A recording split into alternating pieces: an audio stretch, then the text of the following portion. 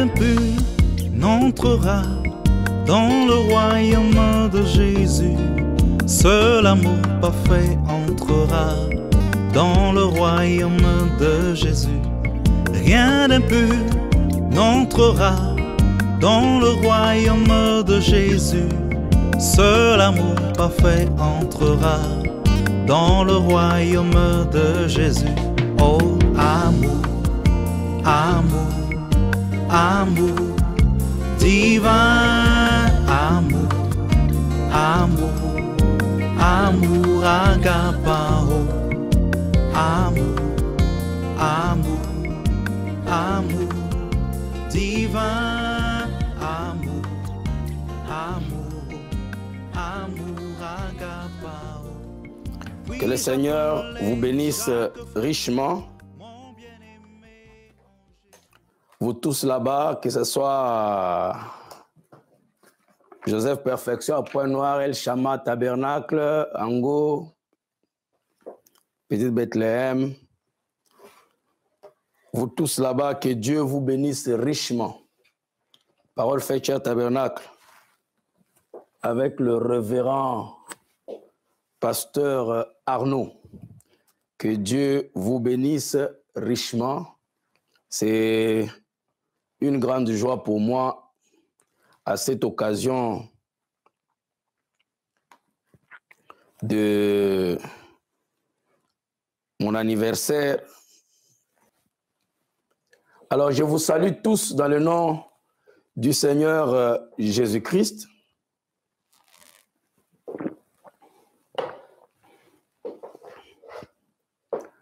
Je suis très content d'être encore une fois avec vous pour partager ensemble cette petite réflexion, en fait, à l'occasion de 57 ans que Dieu m'a donné. Et je voulais, en fait, partager avec vous un peu ma joie que j'ai pour remercier le Seigneur aujourd'hui. Alors,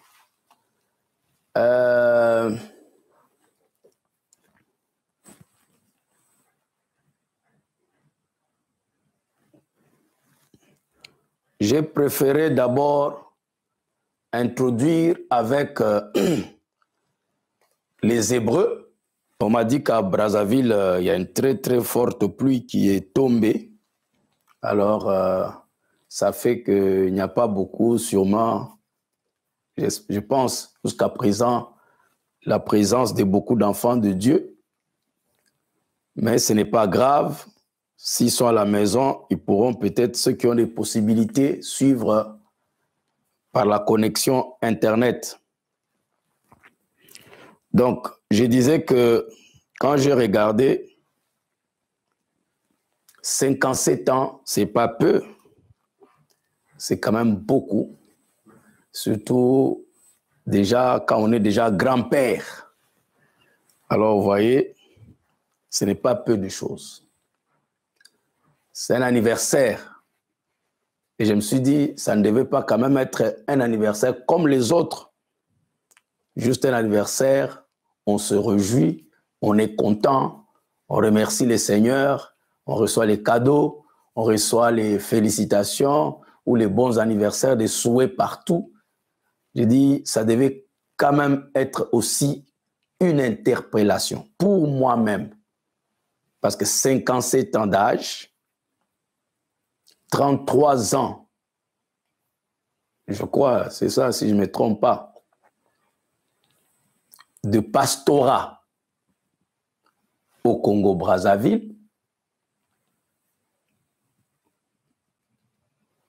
mais plus de ça, c'était une quarantaine d'années dans le ministère. C'est quelque chose sur laquelle on devrait réfléchir. Et j'ai voulu partager avec vous ma réflexion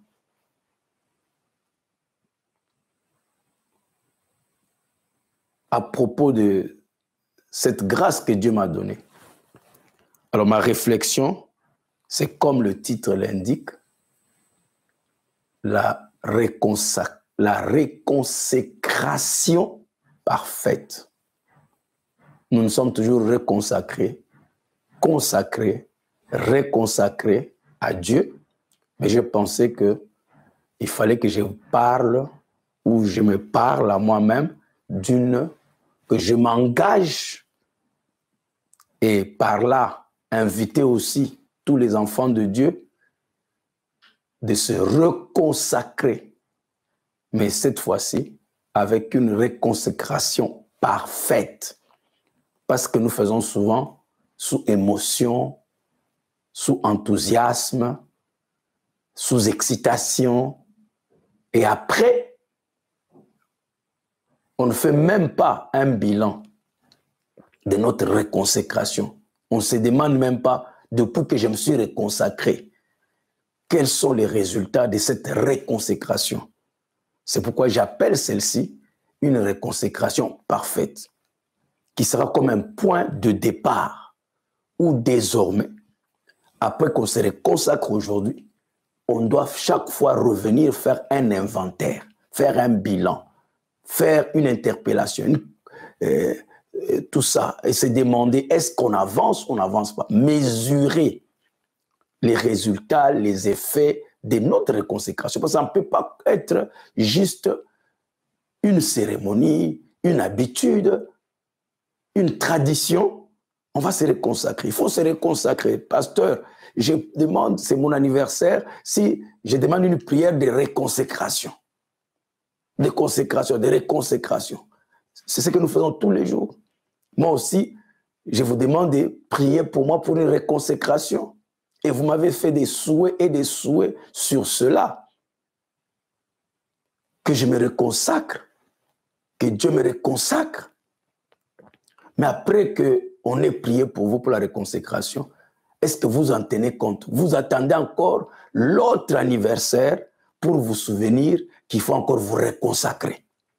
Donc ça devient comme juste une habitude, juste une formalité, comme on dit. La vie y est retirée, la substance, le sérieux, l'impact même y est retiré. Alors vous comprenez que nous avons besoin d'une réconciliation sérieuse, parfaite. Et c'est sur ça que je voulais vous parler. Vous me parlez tout en vous parlant. Alors, avant de commencer à lire le prophète, je me suis rappelé, on peut d'abord se mettre debout pour lire la parole de Dieu, s'il vous plaît, avant que... Nous ouvrons d'abord dans Marc chapitre 8, et puis nous lirons dans Matthieu chapitre 5. Prions le Seigneur. Seigneur notre Dieu, Seigneur Dieu Tout-Puissant, Créateur des cieux et la terre, donateur de tout excellent, te sommes reconnaissants pour nous avoir accordé le privilège de nous tenir dans ta présence. Merci de nous avoir accordé, Seigneur, le privilège de nous tenir dans ta maison ce matin, Seigneur. Il y a eu la pluie, mais nous te disons merci parce que tout concourt pour le bien de ceux qui aiment Dieu. Et la pluie, c'est toujours une grande bénédiction pour tes enfants, pour ton peuple et pour toute la terre. Merci pour cela. Merci pour tous tes enfants qui sont présentés dans ta présence, malgré la pluie, se sont sacrifiés parce qu'ils donnent à ta parole plus de valeur que même leur propre vie, leur propre santé et leur propre confort. Bénis les Seigneurs, ne les laisse pas repartir vides après ce sacrifice. Merci pour les 57 ans d'âge que tu m'as accordé. Je te dis sincèrement merci. Je ne crois pas que je mérite d'être là aujourd'hui. Beaucoup qui étaient mieux que moi ne sont plus. Tu les as retirés. Ce n'est pas que moi j'ai été spécial, moi j'ai été meilleur. C'est simplement ta grâce. C'est ta grâce, ta miséricorde, ta compassion. Tu as vu sûrement que je n'ai pas fait ton travail correctement et que tu ne veux pas me prendre tu me donnes encore la chance de travailler, de me parfaire, d'être parfait. C'est pourquoi aujourd'hui, interpellé en moi-même par ma conscience et le Saint-Esprit, mon âme, je viens, Seigneur, te dire, j'ai besoin d'une réconsécration parfaite. Au même moment, te présentant ton peuple partout où il est, et ceux qui écouteront cette bande, de profiter de cette occasion, Seigneur, que tu m'as donnée de me réconsacrer à toi, que eux aussi, Seigneur, que ça soit une occasion, une opportunité pour eux. Bénis la lecture de la parole, bénis l'écoute, alors que nous le demandons dans le nom précieux puissant de Jésus-Christ, notre Sauveur et notre Dieu. Nous avons ainsi prié. Amen. Alors, dans Marc chapitre 8, versets 36 à 38, il est dit ceci. « Et que sert-il un homme de gagner tout le monde s'il perd son âme? Que donnerait un homme en échange de son âme?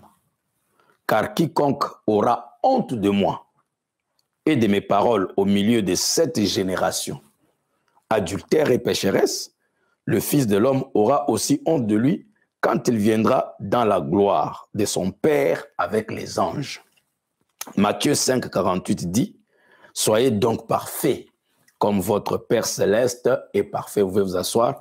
Que Dieu bénisse la lecture de sa parole. Alors, avant de lire le prophète, parce que je vais beaucoup plus lire le prophète, je ne vais pas prendre trop longtemps. Hein. J'ai toujours l'habitude de dire ça et puis après je vous prends longtemps. Alors, je disais ceci, que j'ai un peu réfléchi. Souvent, j'essaie un peu de suivre le prophète. Je sais que beaucoup de gens ne peuvent pas être d'accord avec ça. Et aussi, je ne dis pas que c'est ainsi dit le Seigneur. C'est juste une façon que moi, je suis conduit. Je suis un peu très sensible à certaines choses. C'est pourquoi vous allez voir que parfois, pendant les fêtes, par exemple, les réunions de Pâques, quand on me demande de tenir une convention de Pâques, j'ai l'habitude d'aller voir les prédications que Frère Branham a prêchées pendant les services de Pâques, m'inspirer de là. Parce que je sais qu'il y a toujours quelque chose qui va, les dates, ainsi de suite, ça joue quelque chose quelque part, bien que ce n'est pas toujours ça, mais Dieu aussi travaille avec ces dates. Alors, je vais souvent prendre ces enseignements, ainsi de suite. C'est pourquoi, ici aussi, j'essaie un peu de regarder parce que j'ai maintenant 57 ans. J'en avais 56 avant-hier. Et à cause de ça, je suis parti, c'est un peu de voir, j'ai regardé, je dis, mais je vais jouer un peu sur les années 56 et 57. Mais chose bizarre, les prédications que j'étudie ces derniers temps pour le salut de vos âmes, qui m'inspirent, là où je m'inspire pour vous prêcher, vous parler du salut de mon âme, de vos âmes, ce sont des prédications de 56. J'ai beaucoup exploité les prédications de 56 et je suis beaucoup plus là. 57 aussi. Alors, donc en retournant à ces prédications en 56, j'essaie un peu de regarder la dernière prédication que Frère Branham a prêchée en 56. C'est Joseph rencontre ses frères. C'est ça la dernière prédication prêchée, je crois le 30 décembre 1956, c'est Joseph va rencontrer ses frères ou Joseph rencontre ses frères. Alors, vous comprenez pourquoi j'ai dit que j'aime essayer un peu d'aller, je suis un peu sensible à des petites choses comme ça. Joseph rencontre ses frères. Alors, et la première prédication de 1957, prêchée le 4 janvier, c'est « Messieurs, nous voudrions voir Jésus ». Donc, Joseph rencontre ses frères, vous connaissez l'histoire, quand ils se sont rencontrés, Joseph a pleuré, ses frères ont pleuré, ils ont pleuré. Alors, ils ont prié, je peux dire dans ce sens-là, dans le terme d'aujourd'hui, ils se sont réconciliés en quelque sorte, et Joseph est type de Christ. Et tout cela, je crois qu'il y a une signification un peu là, que Dieu voudrait aussi que je puisse avoir. Maintenant, en 57, il nous dit, nous voudrions voir Jésus. Donc, cette année, voilà, je sens comme c'est une interpellation pour moi que le prophète me donne, que Dieu me donne au travail du prophète, que nous voudrions voir Jésus au travers de ta vie, Joseph Lubanza. Maintenant que tu as 57 ans, nous voudrions que tu nous montres Jésus, que tu manifestes Jésus dans ta vie. Alors, quand je regarde bien, comme je vous ai dit, nous venons de très loin avec beaucoup d'entre vous, certains d'entre vous, et Dieu nous a gardés jusqu'à ce jour. Quand je regarde, je suis arrivé à Brazzaville pour la première fois en 88. C'était pour essayer un peu de me débrouiller, comme vous connaissez mon histoire. Et c'est à ce moment-là qu'on va me découvrir que j'ai prêché. Et j'ai fait mon premier voyage missionnaire à Kinkala avec frère Philippe You, parce que nous sommes des grands amis, peu importe sa position aujourd'hui. Nous sommes toujours des grands amis avec Samba Paul. C'est qui m'ont premièrement reçu, nourri, logé. Et Philippe a pris son salaire, il n'était qu'un étudiant. Il a pris son argent sur la bourse. Il m'a acheté une serviette, des brosses à dents, tout comme ça.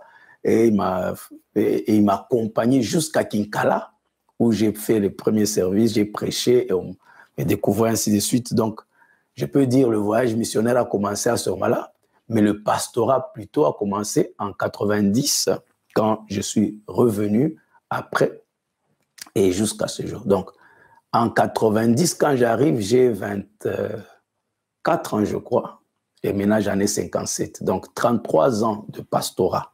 Et 33 ans, vous savez que c'était l'âge de Christ. Alors, donc, et vous voyez qu'on a fait un long chemin. Et à partir de là, nous sommes partis très loin. On a commencé à voyager les missions en Afrique du Sud, à Singapour, en Inde, aux États-Unis. Et on est parti en Europe. Aujourd'hui, on est ici en Irlande, en Angleterre. Et je crois que tous les continents, bien que chaque pays, je n'ai pas été dans chaque pays de chaque continent encore, mais je le ferai. Mais j'ai été dans chaque continent. Et j'ai visité quelques pays dans ces continents pour apporter la parole de Dieu. Et le travail continue. Et aujourd'hui, nous commençons le 5 février, une église qui va commencer à Limerick. Et parce que ma prière en venant ici, j'avais dit à Dieu, il faut que je puisse installer, tu m'amènes ici, si tu me donnes la résidence, je saurai que tu es d'accord que j'installe une église dans chaque ville où il n'y a pas d'église du message. Donc voilà, à Limerick, il n'y a pas d'église du message. À Galway, il n'y a pas d'église du message. À Sligo, il n'y a pas d'église du message. À Athlone, à Longford. Donc nous avons beaucoup de villes ici qui sont grandes, conséquentes, mais qui n'ont pas de message. Le message ne se prêche pas.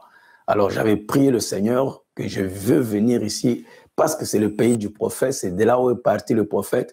Je vais ramener son message dans son pays, dans le pays de ses ancêtres. Alors, c'est pourquoi nous sommes ici. Et quand Dieu a accordé la résidence, j'ai vite compris que c'était la volonté parfaite de Dieu que nous puissions faire ce travail. C'est pourquoi on avait déjà démarré, mais comme il fallait arrêter pour aller aider le pasteur Mouya à Caen, avec Sion Tabernacle, c'est pourquoi on avait suspendu et l'œuvre s'était arrêtée. Maintenant que nous sommes revenus, nous voulons maintenant lancer et aller une fois pour toutes. Donc, priez pour ça, mettez ça en prière pour que Dieu amène les âmes.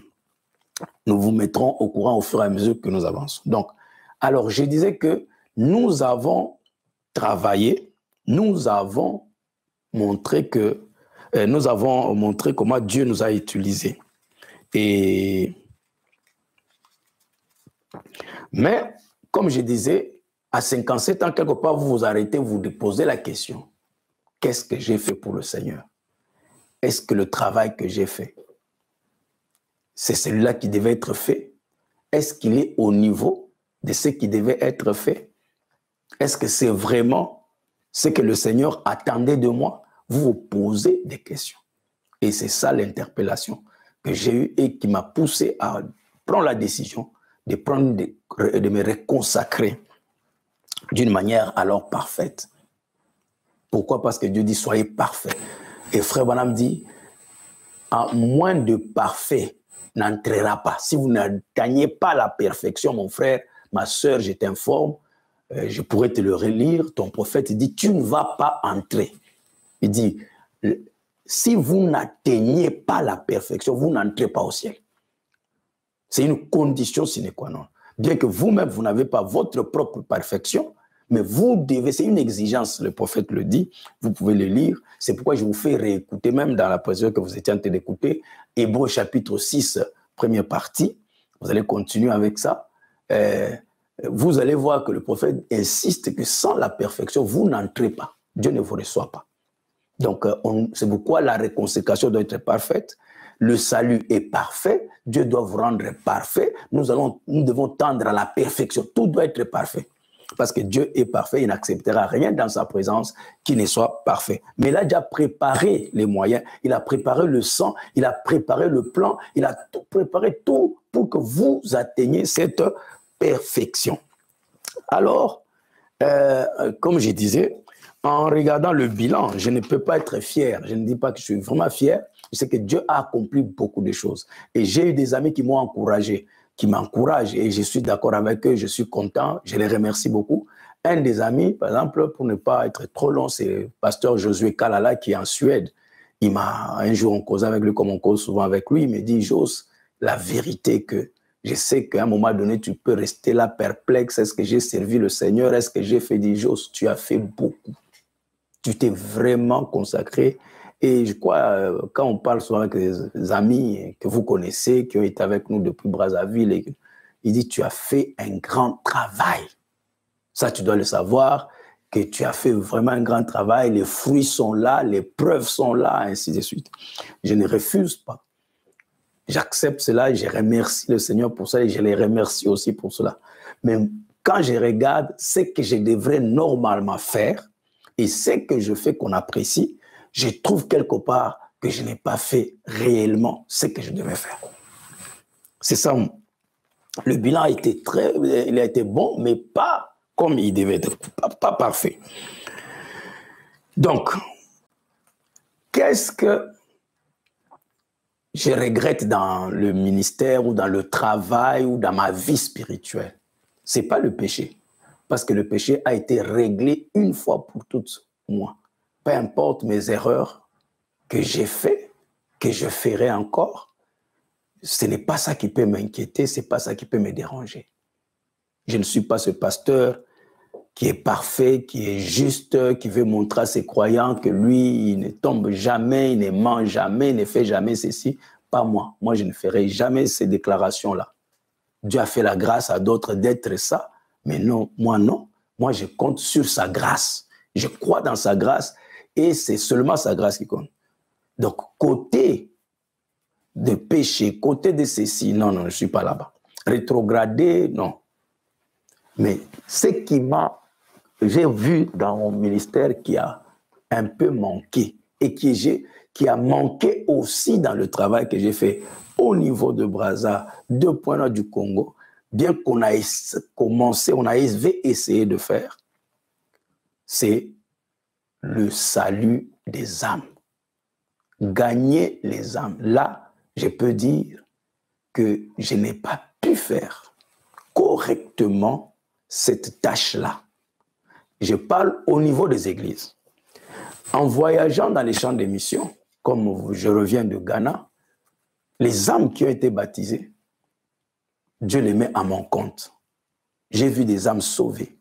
Partout où je voyage, en Inde, en Nouvelle-Zélande, des gens qui donnent leur vie à Christ. Au Canada où j'étais parti, aux États-Unis, en Europe. Mais je n'ai pas impulsé, je n'ai pas pu impulser cet amour des âmes perdues au niveau de Paroles Faites Chères, au niveau de Joseph Perfection, au niveau de El Shama, au niveau de la petite Bethléem. Côté parole, personne ne peut nous reprocher. Côté vie, malgré ce que j'ai dit que nous avons des péchés, nous avons des hauts et des bas, mais le sang est là. Mais côté vie, consécration, Parole faite chère, Joseph Perfection, parmi ces églises qui sont des modèles, qu'on respecte, qu'on peut craindre, des gens qui aiment Dieu, qui respectent les autres, ainsi de suite. Mais côté amour des âmes perdues, vérifiez ce que je vous dis, vous allez voir, il n'y en a pas. Il n'y en a pas. Je ne dis pas que quand il n'y en a pas, ça veut dire qu'il n'y a personne. Non, nous avons des gens. Je peux citer comme frère Abel, le diacre Abel, ou ici de Parole faite chère Tabernacle. C'est un frère qui brûle et qui témoigne. Il a amené même des élèves à l'église, des classes. Donc il y a quelques personnes là qui... Abel prêche dans les bus. Il n'a pas honte, il ne se gêne pas. C'est vraiment une boule de feu. Il faudra qu'il prenne quelques réunions là. Il vous prêche à l'église, qu'il prêche un peu sur le salut, comment aller vers les âmes et tout ça. Il faut qu'il prépare un peu les prédications pour qu'il vous transmette. Il a une capacité que moi, je n'ai pas. Ou que j'ai, mais je n'ai pas pu mettre en pratique. Parce que je sais que chaque fois que je me suis engagé avec une âme, je dois toujours gagner. C'est très difficile que je n'ai pu pas gagner une âme quand je me suis engagé avec elle. Alors, nous devons être unis. C'est ça mon point capital. C'est ce feu d'aller vers les âmes. Nous avons les voisins là. Nous les passons comme ça, nous causons. Ils savent que nous sommes une église du message. Nous croyons dans le message des Branham. Ils savent. Mais nous, personnellement, nous ne sommes jamais allés vers eux. Nous asseoir, leur parler, leur poser la question. Comment vous trouvez que vous avez une église à côté ici et vous ne venez pas? Donc, comme Branham dit, à projeter l'amour à ces âmes-là. On ne dit pas qu'ils vont toujours croire. Ils peuvent ne pas croire parce que s'il n'a pas été prédestiné, il ne croira pas. Mais c'est qui vous dit qu'il ne croira pas? Peut-être il va aussi croire. Peut-être ils attendent seulement de... C'est ce manque d'amour que nous avons vis-à-vis, mes frères, des âmes perdues. Je ne vous condamne pas, je suis en train de parler d'abord de moi-même. Et je montre que cette attitude que j'ai eu à avoir, ça a impacté sur vous, sur mes églises. Vous aimez Dieu, vous respectez Dieu. Les gens de Parole faite ne peuvent pas accepter des compromis. Ils aiment respecter. Frère Branham a dit, et tout ça, il faut respecter. Pour vous-même, pour nous-mêmes. En tout cas, il n'y a rien à reprocher. Mais le point que moi j'ai vu à 57 ans, que j'ai dit à Dieu de me faire la grâce, de me reconsacrer d'une manière parfaite. C'est sur ce point de l'amour, des saluts des âmes. Gagner les âmes, être des gagneurs, des sauveurs. Vous croyez que Jésus est notre sauveur? Oui. Mais frère Branham dit que vous aussi, vous êtes des sauveurs des âmes. Vous êtes des sauveurs. Vous devez aller sauver les âmes. Mais ça n'est pas en nous. Regardez seulement quand un frère est malade, une sœur est malade. Vous venez seulement quand il faut aller l'enterrer. Vous venez seulement quand il faut aller l'enterrer. Ça, ce n'est pas pour les personnes qui ont été éprouvées comme la sœur Asnat, même elle-même. Pour les autres qui souffrent, qui sont dans les hôpitaux, elle affiche la même attitude que les gens ont affiché vis-à-vis de Baby. Donc nous sommes comme ça. Les gens qui viendront voir votre malade ou quand vous êtes malade, c'est les gens de votre petit cercle, les clans. Les gens croient que quand Branham dit « n'ayez pas les clans dans l'église », ils croient que c'est les clans, on fait des clans. Non, vous avez des clans déjà automatiques. Il y a des gens chez qui vous allez. Chez les autres, vous n'allez pas. Vous avez déjà vos clans. Les gens à qui vous parlez, à qui vous ne parlez pas, des potes, des amis et tout ça. Moi, je ne dis pas qu'on ne doit pas avoir des amis dans ce message ou dans l'église. Mais quand il s'agit de certaines situations, vous êtes obligé de traiter tout le monde d'une manière impartiale. Visiter tout le monde, aller à l'hôpital. Nous n'allons pas à l'hôpital pour voir les malades. Donc nous n'avons pas de compassion. Les gens de Parole faite chère, je perfection, vous tous là en go, vous êtes selfish, comme on dit en anglais, égoïste. C'est pour vous-même, vous faites des choses vous-même et ça s'arrête là. Vous avez garanti l'entrée du ciel, alors que c'est un grand mensonge. C'est un vrai mensonge, comme le prophète va le montrer tout à l'heure. Donc c'est ça mon interpellation. C'est pourquoi j'ai dit à Arnaud, voilà le programme. Vous écoutez Hébreux chapitre 6, comme c'est le sujet sur lequel je viens de parler, au lieu que je lise et commenter, vous pouvez d'abord écouter vous-même le prophète. C'est toujours nécessaire et toujours important parce que personne ne peut dire mieux le message que le prophète lui-même. Parce qu'avec lui, c'est pur, il n'y a pas de quoi, il n'y a rien de tout ça. Et quand vous avez écouté les prophètes de cette manière, vous pouvez maintenant, quand je viens commenter, vous savez voir que non, ça c'est le prophète, ça c'est pas le prophète, ça c'est bon, ainsi de suite. Et ça vous édifie et vous pouvez peut-être voir quelque chose de plus que vous n'aviez pas vu quand vous aviez, vous voyez, écoutez cela. Donc, ce que je suis en train de dire ici, c'est que l'amour des âmes perdues, c'est ça qu'il nous faut cette année. On doit devenir sérieux avec ça. Vous vous rappelez? Donc, j'ai commencé à être touché par ça avec le sujet, le salut des âmes. Donc, la reconnexion avec son âme. Parce que vous ne pouvez pas vous reconnecter avec votre âme sans que votre âme commence à vous montrer vos erreurs, les choses que vous négligez, ainsi de suite. C'est pourquoi Satan n'aime pas qu'on se réconcilie avec son âme. Parce que toute la saleté va sauter et vous allez vous réconcilier. Parce que c'est réconcilier avec son âme. L'âme est dans la présence de Dieu, donc vous réconciliez directement avec Dieu. Et en étudiant ces sujets, en vous projetant ces sujets, et j'ai commencé à comprendre que le sujet le plus capital, bien sûr, on l'avait compris, mais peut-être d'une manière théorique, c'est le salut des âmes, rien d'autre. Nous ne sommes ici que pour ça. Et quand je vous ai parlé sur le salut des âmes, nous avons touché directement le baptême du Saint-Esprit. Je vous ai dit que le Saint-Esprit, le baptême là que nous parlions, ce n'est pas comme tu as le Saint-Esprit pour vivre une bonne vie, et tout ça n'est pas fumé, n'est pas... Non, non, non. Le Saint-Esprit consistait à avoir de l'huile dans la lampe allumée. Ça veut dire avoir le désir de servir Dieu.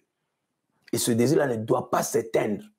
Donc, si on ne sert pas Dieu dans le salut des âmes, c'est un signe qu'on n'est pas sauvé. C'est pourquoi il faut vraiment dire que la première des choses, quand quelqu'un est sauvé, il va chercher les autres pour les sauver.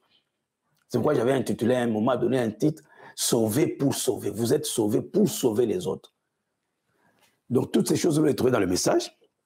Donc, voilà un peu, mes frères, que j'ai compris que notre négligence, et nous négligeons la chose la plus capitale et la plus importante. Donc, à partir d'aujourd'hui, 1950, 2023 plutôt, je veux dire, et à 57 ans que je viens d'avoir, je voulais me réconsacrer ensemble avec toutes les églises dans les saluts des âmes. Alors, laissez-moi lire un peu le prophète.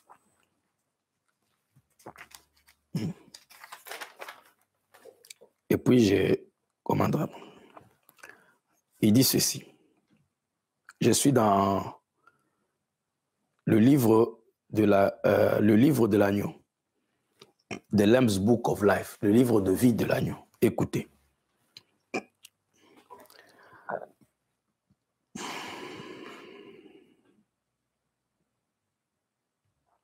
Il dit ceci. Maintenant, j'aimerais vous demander quelque chose. Je vais vous demander quelque chose. Ce matin, donc nous sommes dans le livre de vie de l'agneau, prêché en 56, je crois. Il dit, maintenant j'aimerais vous demander quelque chose ce matin, avant que nous n'abordions la leçon de l'école de dimanche. Qu'est-ce que la valeur? Qu'est-ce que la valeur? Je suis en train de méditer là-dessus. Si je n'étais pas enroué ce matin, je prêcherais sur ce sujet. Mais j'ai mal à la gorge et j'aurai bientôt cette réunion ici à New Albany ce soir. Et puis j'ai aussi les campagnes vont bientôt commencer ce matin. J'aimerais simplement apporter pendant un moment un enseignement tiré d'un passage de l'Écriture. Mais qu'est-ce que c'est la valeur? Il dit, si j'avais une belle voix, si je n'avais pas le problème à la gorge, j'allais prêcher sur ce sujet. Qu'est-ce que la valeur? Qu'est-ce que réellement la valeur? À quoi vous donnez de la valeur? Qu'est-ce qui a plus d'importance pour vous? Qu'est-ce qui est plus important pour vous? Qu'est-ce qui a de la valeur? Qu'est-ce qui est valeureux pour vous? Parce que c'est ce que vous valorisez, c'est ce à quoi vous donnez de la valeur, c'est ça qui va influencer votre vie. Toute activité que tu fais dans ta vie, c'est le produit de ta valeur, de ce qui a plus de valeur. Vous n'irez jamais à quelque chose qui a moins de valeur. C'est pourquoi quand on te propose un travail qui te donne un petit salaire, tu ne peux pas accepter ça parce que ça n'a pas la valeur que tu donnes, ça n'a pas la valeur que tu veux. L'homme est toujours porté vers ce qui a de la valeur. C'est pourquoi le prophète dit le salut n'est pas une réformation, le salut n'est pas une éducation, le salut n'est pas une académie, le salut n'est pas de la théologie, du catéchisme ou de la discipline ou de l'autodiscipline. Le salut, c'est une conversion. La réformation, quand vous réformez les gens, ils vont retomber encore dans la même chose. Il dit les prédicateurs sont devenus des réformateurs. Le prédicateur, frère, quand il est parti, ça fait un acte. Elle dit, je ne te condamne pas non plus, mais va ne pêche plus. Mais c'était une vertu de voir, mais j'étais déjà mort. Si ça ne dépendait que de moi, je suis déjà mort. Alors si je dois vivre, je ne vois pas encore pourquoi je vais aller. Donc ça enlevait le goût. Voilà comment Dieu agit. Il y avait la loi de Moïse qui lui disait que si tu couches avec un homme, on t'attrape, un homme d'autrui, on t'attrape, tu es lapidé. Elle connaissait ça, mais ça ne l'a pas empêché, dans les conditions où elle s'est retrouvée, peut-être des manques d'argent ou de ceci, des manques de mari, d'aller tomber avec le mari d'autrui. Donc la loi, elle peut être là, je peux vous dire, ne mentez pas, ne volez pas, ne commettez pas d'adultère. Mais si c'est juste comme la loi, comme Moïse l'avait annoncé, ça ne fera rien. Et si je me mets à chasser, je vais chasser toute l'église. À un moment donné, où il restera peut-être 10 personnes. Mais c'est pour vous dire que malgré qu'il y avait menace de mort, cette femme savait que si je fais ça, je suis tué, je meurs. Mais elle est quand même allée tomber. C'est pour vous montrer que la loi n'a pas de vertu. Elle peut juste faire suspendre la condamnation sur vous. C'est pourquoi le salut n'est pas un jeu, frère. C'est pourquoi le salut, Pierre a dit, le salut qui est prêt à être révélé. Donc c'était un mystère caché, c'est un problème depuis l'Ancien Testament, c'était un problème pour le salut. Les gens ont utilisé toutes les méthodes possibles parce que chacun comprenait que nous sommes tombés, nous sommes perdus. Alors ils ont amené différentes approches pour sauver l'homme, mais ça n'a jamais marché, c'était caché, c'était un mystère. Le prophète dit que tout ce que nous avons comme médecine, philosophie, psychologie, toutes ces choses-là, ce sont les tentatives qui ont été faites par l'homme pour sauver l'âme de l'homme. Parce que l'homme, profondément, il sait qu'il vient de quelque part. Il vient de Dieu, mais il ne sait pas comment repartir. Alors il y a toutes ces tentatives et rien n'a marché. Toutes les théologies, toutes les religions. Bouddha ici, si vous lisez, il n'y a pas que du mal dans ce que Bouddha dit. Vous allez voir même certaines choses qui ressemblent au message, qui ressemblent à la Bible. Vous lisez tous ces gens ici. J'étais en train de dire que le salut, c'était un mystère, mes frères. C'était un mystère qui devait être révélé. Donc, le prophète dit même, il y a des gens qui croient le Nouveau Testament, il continue à s'accrocher à l'Ancien Testament, aux lois, il faut faire ceci, il dit, si vous faites ça, vous allez être perdu. Et quelque part, dans le livre, je crois, de l'Union, il dit, ces deux livres, ces deux dispensations sont opposées. Il dit même, il appelle même, ces deux dispensations sont ennemies. Voilà à quel point le prophète dit. On ne fait pas, il dit, si vous voulez obéir à la loi, vous devez obéir à toute la loi et ce n'est pas facile.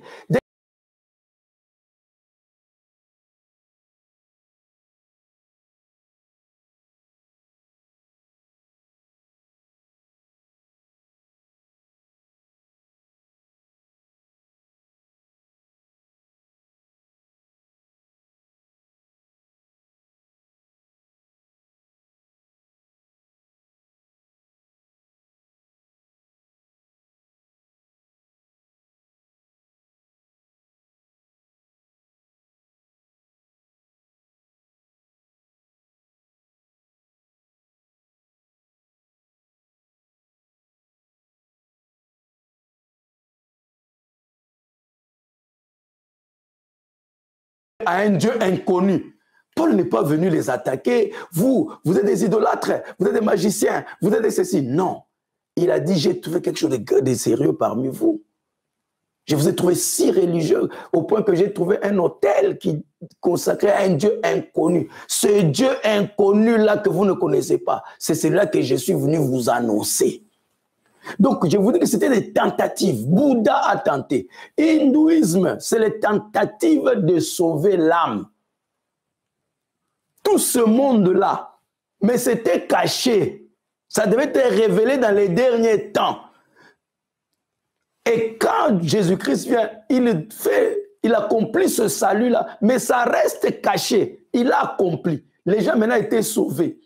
Mais ils n'avaient pas tous toujours la compréhension exacte du salut. Dieu va révéler ça à Paul. Même en révélant à Paul, il y a toujours quelque chose qui reste. C'est là Paul dit, quand le parfait viendra.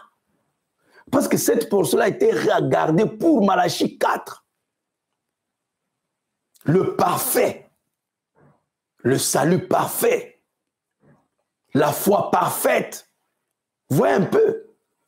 Donc c'est pour vous dire que le salut est un mystère. Et ce mystère-là a été résolu par le 7e sceau, par le ministère de William Marion Branham. Ça a été résolu. Tout a été résolu. Vous comprenez? Donc, nous sommes des gens les plus heureux. Nous sommes les gens les plus heureux. Nous devons être contents, nous devons être heureux d'avoir un prophète qui nous révèle le salut. Et nous devons rester avec ça.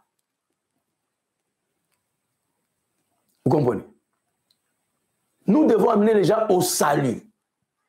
Quand nous ne savons pas amener les gens au salut, nous commençons à leur imposer, à leur faire vivre les choses par force. Vous n'allez pas forcer quelqu'un. Je vous ai dit qu'avec Moïse, les gens savaient que tu fais ça, on te tue. Menace. Aujourd'hui, il n'y a même pas de menace. Si là où il y a la menace d'être tué quelqu'un, malgré ça, il va faire ça. Dites-moi maintenant quand la menace de mort est enlevée.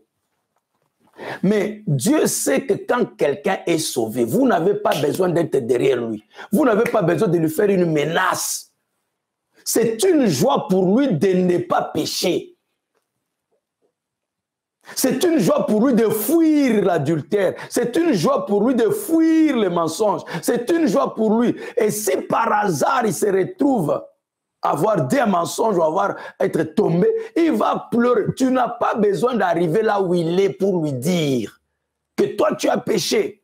Non, vous n'avez pas besoin de lui prêcher son propre cœur, le Saint-Esprit qui est entré dans son cœur, qui a installé le désir de ne pas pécher. Automatiquement, au moment où il a fait ça, il commence à pleurer. C'est ce que nous devons poursuivre. Je me souviens, j'ai fait vivre la parole de Dieu aux gens par la loi, la peur, la terreur. Quand on dit pasto, pasto. Je me souviens même, tu arrives à la maison d'une sœur, tu vois, dès qu'elle entend les enfants dehors là, ah, passe-toi, arrive, passe. Tu vois, la sœur comme, même je crois une fois, même une sœur, une maman est tombée. Par la peur, le pasteur, elle court vite pour venir ranger la maison, mettre les histoires, parce que le pasteur arrive. Donc tu es conduit les gens par la terreur. Et on était contents. Parce que les gens respectaient la parole, les gens faisaient ceci. Mais après quelques temps, quand on a marché, on a vu que c'était du faux semblant parce que la majorité de ces gens-là ont commencé à faire des scandales. Tomber, partir, ainsi de suite. C'est pour vous dire que c'était de la réformation. C'était de la terreur. Mais nous avons besoin du salut. Que les gens soient sauvés. Que quelqu'un soit au fin fond de Mbé ou bien de, je ne sais pas où là, dans les villages lointains. Il n'y a personne, il n'y a pas de pasteur, il n'y a pas d'église. Il est comme David, je ne me suivrai pas. Pourquoi? Parce que le salut est entré dans son âme. C'est ça notre mission. Introduire dans les cœurs des gens le salut. Comme Paul, il met le salut dans une âme et il part, cette âme en amène 30. Voilà ce que nous voulons. Voilà, nous voulons prendre cette année, frère, aller sur cette base. Ok, laissez-moi continuer à lire rapidement. Qu'est-ce que la valeur? Qu'est-ce que c'est la valeur? J'ai commencé à réfléchir. J'ai dit, vous savez, si j'avais 100 millions, il faut vraiment commencer à réfléchir sur ça, sur la valeur. Alors dis-moi, j'ai réfléchi. J'ai dit, si j'ai 100 millions de dollars empilés là et que j'ai un petit bouton ici, sur lequel je peux appuyer et perdre mes 100 millions de dollars, mais commencer à parler avec mon vieux père qui est déjà parti, pour 1 heure seulement, pour 1 heure, comme un être mortel une fois de plus. Que ferais-je? Sans hésitation, j'appuierai sur ce bouton. Je donnerai 100 millions, je donnerai 100 millions de dollars ce matin pour faire asseoir mon père dans cette chaise pendant que j'enseigne cette leçon. Ainsi, que vaut l'argent? Que vaut l'argent? Si je suis prêt pour juste voir mon père, moi, William Branham, je paye. Si j'ai 100 millions, on me dit, tu veux perdre tes 100 millions? On dit, oui, je vais les perdre juste pour rester avec mon père 1 heure. Ça veut dire que la vie de quelqu'un est plus importante que 100 millions de dollars. Que vaut l'argent? Que vaut l'argent? L'argent que nous cherchons, mes frères. L'argent pour lequel nous nous battons. Écoutez ce que votre prophète dit. Qu'est-ce que l'argent? Que vaut l'argent? Une âme ne vaut-elle pas plus que l'argent?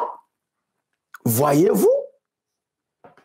Maintenant, maman, tu te rappelles lorsque j'avais cette vieille petite Ford modèle T, une vieille petite voiture modèle 1926, comme je la stickais, je n'étais qu'un gosse d'environ 16 ans, 17 ans. Et j'étais un pêcheur en ce temps-là. Et parfois, je travaillais pour M. Nguiter, là, à l'époque.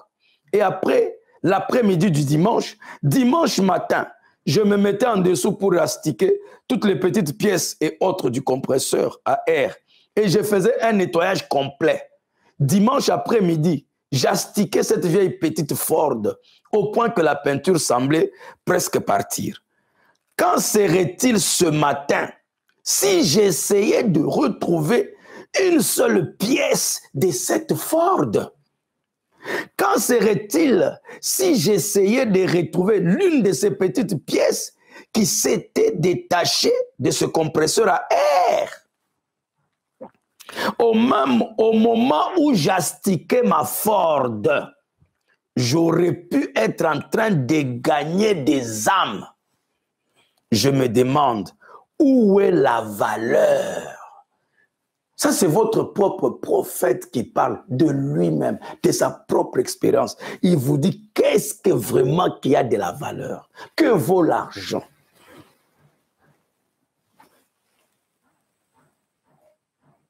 Je me souviens, Ma première voiture, je crois que ça devait être une Hilux, double cabine rouge. Ça y est, si on veut chercher ça aujourd'hui, ça y est où? La Forana que j'avais à Pointe-Noire. Si on veut fouiller, ça y est où la pièce? On a eu des tracteurs, on a eu ceci. Vous ne trouvez même plus les pièces. Mais parfois, ces choses, le prophète dit, quand je m'occupais de ça, de cette Ford-là, je pouvais être en train de gagner les âmes. Parce que si j'avais gagné une âme, elle serait là dans le royaume, peut-être elle aurait amené d'autres âmes. Mais moi, je me suis occupé d'une Ford dont je ne peux même pas retrouver une vis, un écrou. Ça, c'est notre prophète qui est passé par là. Voulez-vous combien d'exemples pour que nous puissions prendre conscience, nous tous ici, y compris moi, les choses sur lesquelles nous passons plus de temps. Parfois, nous négligeons la parole. Tu ne viens pas le mercredi à l'église. Tu ne viens pas le dimanche à l'église parce que tu as marché quelque part. Est-ce que nous ne le faisons pas? Nous ne le faisons pas. Même dimanche, on ne vient pas à l'église. Mercredi, surtout mercredi, n'en parlons pas. C'est déjà déclassé. Vendredi, c'est déjà déclassé. Dimanche, pour quelqu'un, pour certains, ils viennent faire un peu la forme. Vous venez un peu faire de la forme. C'est pourquoi je vous parle de la réconsécration, mes bien-aimés frères. Que Dieu nous aide aujourd'hui. Que Dieu m'aide. Que les choses de valeur soient les choses de valeur d'abord. Et la valeur, ça se voit par sa durée. Par sa durée. Combien de voitures vous avez eues depuis que vous êtes là? La maison que tu as, même si elle est jolie comme demain tu vas l'avoir zéro encore pour chercher à avoir une autre maison. Si tu ajoutes des millions, tu chercheras encore d'autres millions. Il dit, je me demande où est la valeur. Le dimanche matin, ça s'il parle de lui. Le dimanche matin, j'ai travaillé là-bas jusqu'au moment où il m'est libéré. J'appréciais cela parce que j'étais endetté, donc il utilisait l'argent pour payer les dettes. Mais quand ai-je tiré? C'est vrai, ils m'ont payé, j'ai payé les dettes. Mais qu'est-ce que j'ai eu de là? Vérifiez. Hein? Moi, je disais, je ne sais pas quel de mon enfant ici, ou mes enfants, j'ai payé beaucoup d'argent pour eux. Depuis l'école primaire, l'école secondaire, je les ai envoyés en Malaisie, où j'ai payé beaucoup d'argent. Leur logement, leur nourriture, leur minerval. Je ne sais pas si je n'avoisinais pas plus de 10 000 $ par mois, ou par an ou comment. Mais quand ils commencent à travailler, je demande, oh, on me paye 1 800 €.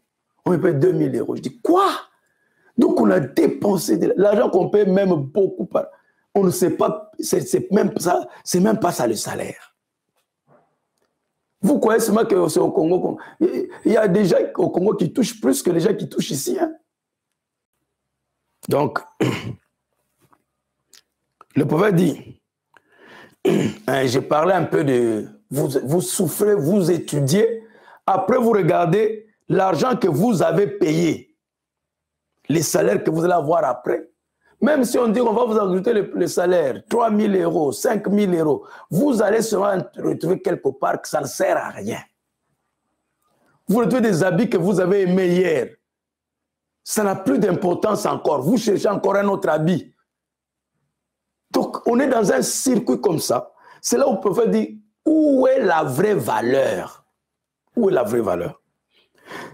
Qu'est-ce que j'en ai tiré? Qu'en ai-je tiré? Qu'est-ce que cela a gagné? Frère Lefaude, quand serait-il si quelqu'un venait vers vous et vers moi, frère Neville, ce matin, nous tous ici présents, nous tous trois plutôt, et dit, pasteur, je vais donner à chacun de vous $1 million.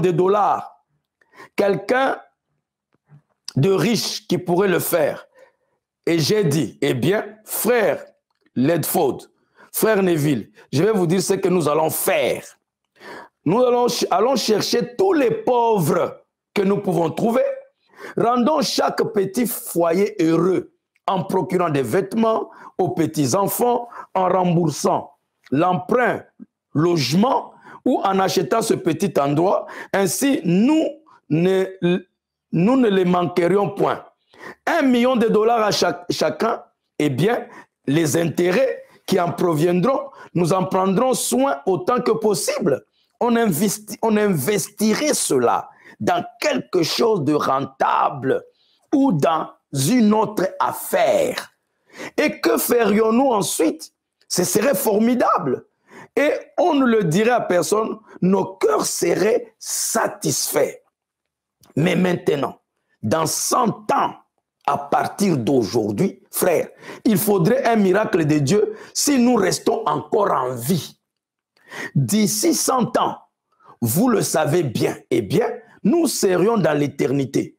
Et à quoi servirait ce million de dollars ou toute la nourriture qu'on donnerait aux pauvres et les autres que nous aurions faites, les autres choses que nous aurions faites? Voyez-vous, cela ne vaudrait pas grand-chose.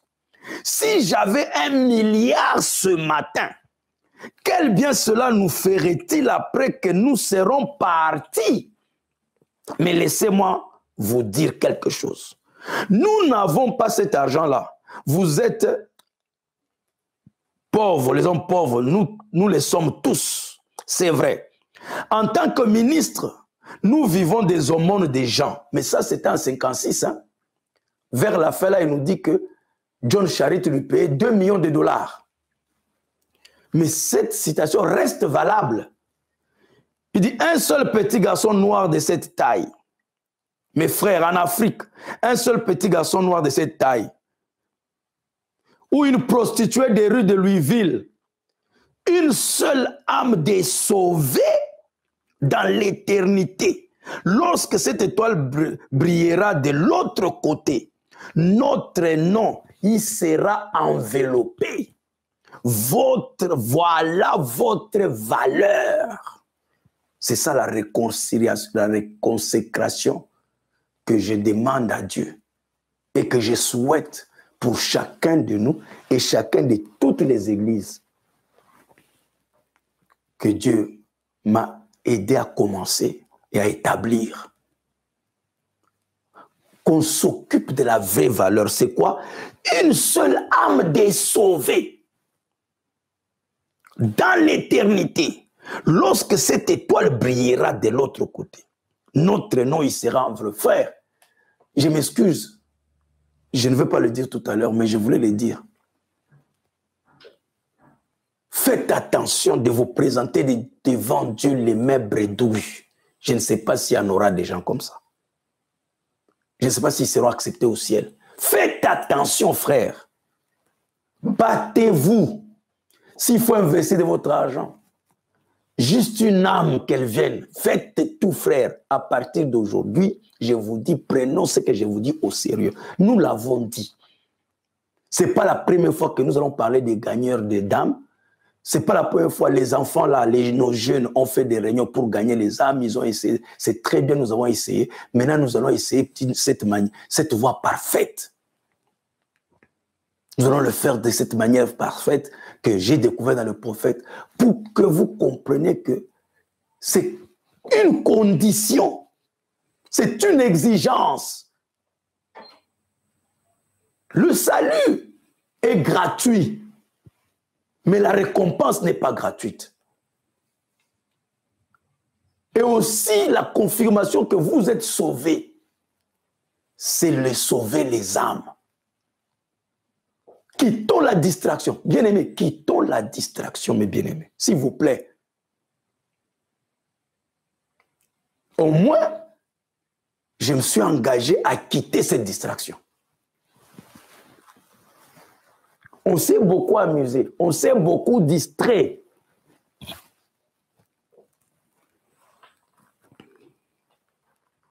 Voilà votre valeur. C'est une âme sauvée. Il ne s'agit pas de la quantité des biens que vous possédez, de ce que vous désirez. Il s'agit de ce que vous pouvez faire pour contribuer au salut des âmes pour Christ Jésus. Je sais que vous avez contribué et vous avez contribué depuis le début au voyage missionnaire, comme ce qui s'est passé au Ghana. Ça va vous compter. Mais ici, vous avez une autre obligation, c'est que vous-même, vous vous engagez à amener une âme à Christ. Vous avez cette obligation. Il s'agit de ce que vous pouvez faire pour contribuer au salut des âmes pour Christ Jésus, pour Jésus-Christ. Notre argent disparaîtra. Et d'ailleurs, beaucoup de nos argents ont déjà disparu, d'ailleurs, vous le savez. Combien d'argent on a perdu dans beaucoup d'activités, dans beaucoup de choses. Mais comme on est têtu, on croit que ça va continuer. Je faisais reluire cette vieille petite Ford. Il revient encore vers lui. Et ce matin, il y a là dans le garage une Cadillac qu'on m'a donnée. Il y a même une Cadillac. Donc aujourd'hui, je ne sais pas si vous pouvez appeler ça Lamborghini, hein? Toutes ces voitures-là compliquées là. Il y a une Cadillac dans le garage qu'on m'a donné. Mais l'un de ces jours, cette Cadillac deviendra ce qu'est devenue la Ford. Elle ne sera plus là. Mais Dieu sera toujours le même. Nous avons changé voiture après voiture, maison après maison, matelas après matelas, habits après. On court devant des choses qui disparaissent. Dieu sera le même. Mais si je parviens à sauver une âme, si je parviens à sauver une âme pour Christ, frère, quand tu auras une éternité, la gloire de Dieu reposera sur cette âme. Tant qu'il y aura une éternité, la gloire de Dieu. Qu'est-ce que donc la valeur de toute façon? Donc regardez, je sauve une âme aussi longtemps qu'il y aura l'éternité. Ça ne s'arrête pas, mais la Ford s'est arrêtée. La Cadillac va suivre, l'argent va disparaître. Mais aussi longtemps qu'il y aura une éternité, l'âme que j'ai amenée à Christ, la gloire de Dieu. Pourquoi je dois continuer à me battre pour des choses temporaires, des choses limitées dans le temps, des choses qui se détruisent, qui m'épuisent, qui me rendent même malade, mais je néglige quelque chose qui me portera du bonheur dans toute l'éternité. Pourquoi ça? Réveillons-nous. Éveillons-nous dans cette consécration parfaite. Qu'est-ce que donc la valeur de toute façon? À quoi cela vous profitera-t-il au moment où il y aura la lutte dans votre gorge? Donc ça, c'est ce qui se passe dans la mort. Quand quelqu'un commence à mourir, donc la mort s'installe dans la gorge. Il dit à la lutte dans la gorge. Et que le médecin verra le battement de votre cœur à partir de la manche de votre chemise. À quoi servent tout l'argent et toute la popularité? Tout l'argent qu'on entasse là, qu'on est en train d'entasser, ça va nous servir à quoi?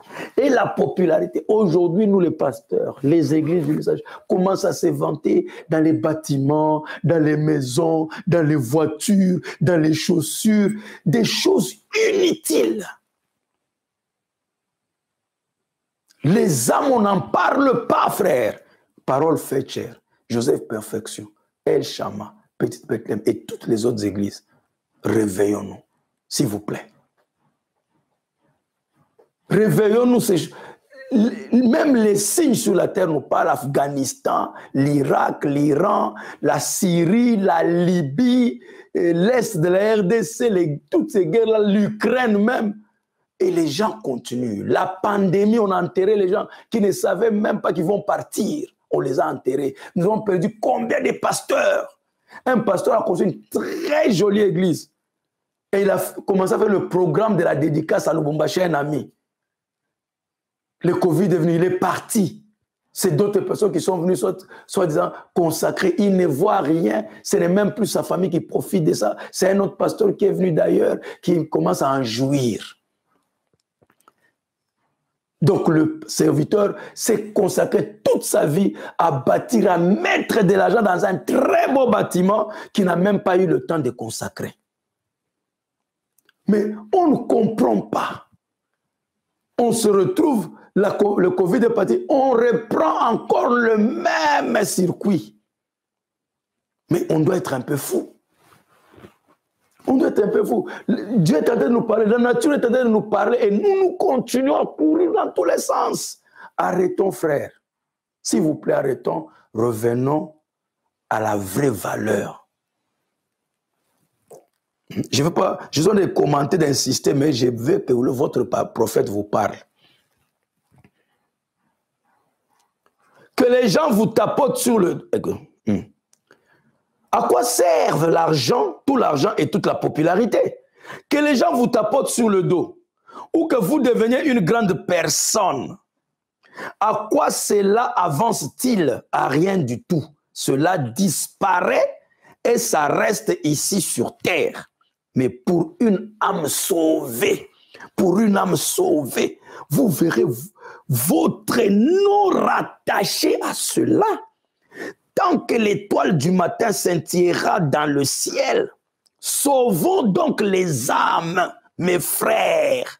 Sauvons donc les âmes, mes frères. Sauvons donc les âmes, mes frères. Je répète encore, sauvons donc les âmes, mes frères. Chacun, ce n'est pas l'affaire du pasteur Arnaud, bien qu'il doit aussi le faire. Ce n'est pas le problème de frère Abel, comme je l'ai dit, bien qu'il le fait. Ce n'est pas le problème des huissiers, des diacres, de ceci. Non. Sauvons donc les âmes. Mes frères, chacun, vous les ménagères, les sœurs qui sont mariées, quoi que quand elle est mariée, à Kena Église, à Zongi, c'est ça la vie chrétienne, c'est pas ça. Les ménagères. Moi, c'est Andaku. Tu as la responsabilité de sauver les âmes. Arrêtez de la distraction, arrêtez de somnoler, arrêtez de dormir. Quand tu es marié, tu crois que c'est ça ta vie. Comme je disais au Ghana, et je disais aux frères hier, que le problème des gens ne savent pas qu'ils ne sont pas sur la terre, comme le Père dit, pour travailler, aller à l'église. Vous êtes ici comme des instruments. Maintenant, vous êtes en train d'utiliser le travail comme votre finalité. C'est le but pour lequel vous êtes venu sur la terre, avoir une maison, avoir un mariage, avoir ceci. Non! Le mariage, la maison, le gâteau sont devenus des menaceurs, des gens qui, il ne faut pas faire ceci, il ne faut pas faire ceci. Mais tu n'as pas la capacité de lui montrer comment ne pas le faire.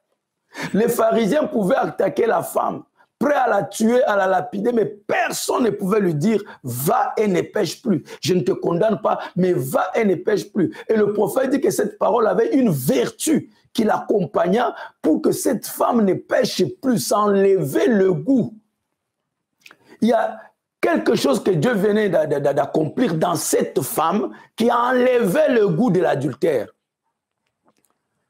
Je m'imagine, elle s'est vue déjà morte. Selon la loi de Moïse, on l'a lapidée.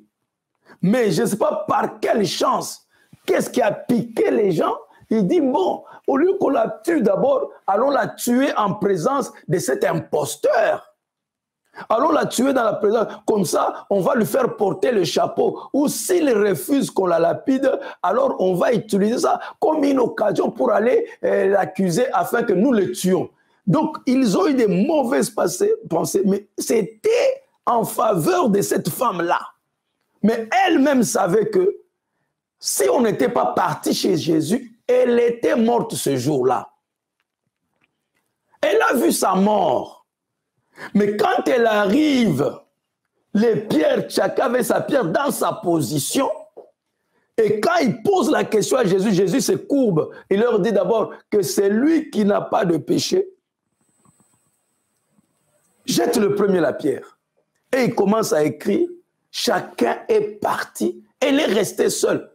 Comme par miracle, cette femme-là a vu sa vie, son travail. Ce sont des moyens que Dieu vous donne pour accomplir la tâche pour laquelle vous êtes sur la terre, de sauver les âmes.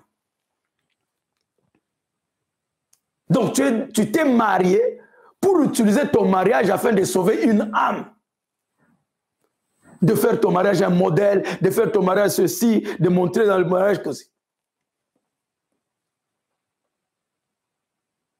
Si tu as du travail, Dieu veut que tu utilises le travail là pour parler à quelqu'un au travail ou montrer à quelqu'un quelque chose pour qu'il vienne à Dieu, à Christ. Donc le travail c'est la voiture que tu as là, c'est pas pour que tu montes, tu descendes, tu ailles au travail. Non, aller à l'église, non. Tu dois utiliser ça quelque part. Trouver un moyen, une occasion. Le problème c'est que de changer votre attitude, d'être conscient, d'avoir la conscience du salut des âmes, des sauveurs des âmes. Amen. Donc, vous comprenez, mes frères. Le travail, le mariage, les habits, les longs cheveux, les longs jupes, Branham dit, si ça n'amène pas une âme à Christ, c'est le péché. C'est le péché. Votre argent, s'il ne travaille pas pour amener une âme, mes frères, c'est le péché. Écoutez, sauvons donc les âmes. Mes frères, chacun, vous les ménagères, vous n'avez pas besoin d'être prédicateur. Faites quelque chose pour la gloire de Dieu. Rappelez-vous, les choses éternelles, c'est ce qui dure à toujours. Ah bon? Les choses éternelles, c'est ce qui dure à toujours. Et c'est quoi? C'est sauver les âmes. C'est sauver les âmes, c'est ça qui dure toujours. C'est ça les choses éternelles. Que cela soit la première chose dans votre travail. Que ça soit la première chose dans votre travail et la première de toutes vos idées. Ah Seigneur, fais-moi la grâce. Fais la grâce à moi. Que cela soit la première chose dans tout ton travail, dans tout votre travail, et la première de toutes vos idées et de tous vos motifs. Motifs, idées, travail, tout ce que tu entreprends. La première des choses doit être le salut des âmes. Cherchez premièrement le royaume. Hier, je me tenais près de ma mère, tenant sa main, j'avais mon bras autour d'elle et son menton tremblait. Et son fils était là, mourant. Elle a dit, Billy, j'ai brûlé d'envie de te revoir revenir au tabernacle. Je lui ai dit, sœur Ferguson, j'aurais bien voulu revenir. Elle a dit, j'ai dit, eh bien, écoutez, sœur, là où j'aurais pu avoir peut-être 50 âmes de sauver à une année, au tabernacle, ce qui serait une bonne moisson pour une année, je peux gagner 100 000 âmes au salut, du salut dans un autre pays. Donc, au lieu que je reste au Branham Tabernacle, c'est vrai que j'aurai 50 âmes qui seront sauvées et c'est une grande moisson pour toute l'année. Mais quand je vais dans les pays étrangers, j'en gagne 100 000 au salut dans un autre pays. Voyez-vous, lorsque j'entrerai dans la gloire, je n'aimerai pas. Dieu m'a sauvé. Il m'a déjà sauvé. Je vais entrer dans la gloire. Dieu m'a sauvé. Il m'a déjà sauvé. C'est réglé. C'est réglé. Mais en fait, lorsque j'arriverai là, j'aimerais regarder partout et voir les étoiles briller. Amen. J'aimerais voir quelque chose qui fait quelque chose. Si j'étais mort et que Dieu était un grand personnage, un président comme Lincoln ou quelqu'un de ce rang, on me bâtirait un grand mémorial. Mais un jour, cela n'existera plus. Mais pour une âme de sauvée dans la gloire, votre nom sera rattaché à cela tant qu'il y aura une éternité. Eh bien, prions maintenant. Notre Père, nous venons en toute humilité auprès de toi. Je ne sais pas si vous avez compris, mes frères. Est-ce que vous avez compris? Pouvez-vous dire Amen? Pouvez-vous dire Amen? Que ce qui doit être maintenant la première dans vos idées. Quand tu te réveilles, première chose à laquelle tu penses, ce n'est pas ton boulot, ce n'est pas tes affaires, ça doit quoi être quoi? Dieu inspire-moi, je veux aujourd'hui au moins minimum avoir une âme. Vos motifs, ce qui doit vous motiver d'aller à l'église, d'aller au travail, d'aller à l'école. Je ne vais pas à l'école pour avoir un diplôme. Je vais à l'école pour attraper une personne. Et quand nous allons nous mettre dans cette pensée-là, dans cette conscience, le Saint-Esprit va nous accompagner parce que c'est ce qu'il cherche. Il veut seulement que nous ayons des cœurs abandonnés, qu'on lui abandonne nos cœurs, que nous nous abandonnions au Saint-Esprit. Vous allez voir, parole faite chair. Je ne parle pas tellement de remplir le nombre des gens. Je parle de remplir des âmes sauvées. S'il vous plaît.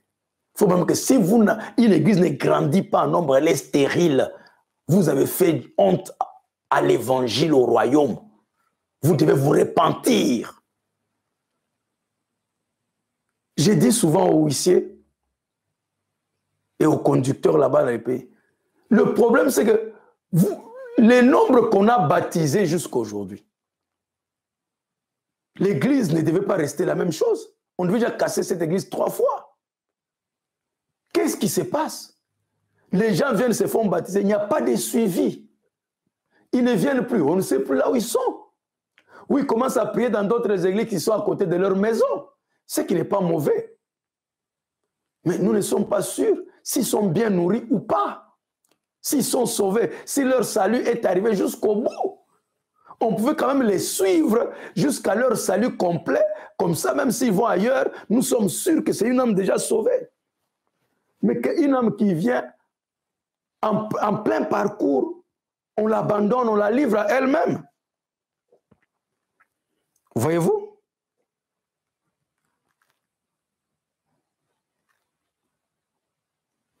Ne vous fâchez pas, je vais vous prendre un peu du temps. C'est mon anniversaire quand même. C'est mon anniversaire. Et c'est un anniversaire que je veux être spécial. Qu'est-ce que ça fait comme du bien de savoir que mon nom est rattaché à une âme, mais pas pour le temps, pour l'éternité. Je vous ai prêché dans le temps, peut-être vous avez déjà oublié. Je l'ai répété parfois et je l'ai montré à plusieurs fois que même la maladie, si vous comprenez, j'ai dit au Ghana, et je vous l'ai déjà dit plusieurs fois, je viens d'une famille très pauvre, alors trop pauvre. Beaucoup d'entre vous mènent une meilleure vie de loin que ce que moi j'ai mené quand j'étais petit. Je vous ai dit que le premier lit sur lequel j'ai vraiment dormi, c'est à l'internat. Après à l'hôpital quand j'étais hospitalisé, mais ça c'est le lit de l'hôpital. Mais les lits bien là, tu lis dans ton lit là, couverture, tout ça, c'était à l'internat. Alors que les Armas, eux, dormaient déjà sur le lit. Quand ils étaient des enfants. Ils avaient le courant, ils avaient de l'eau de robinet.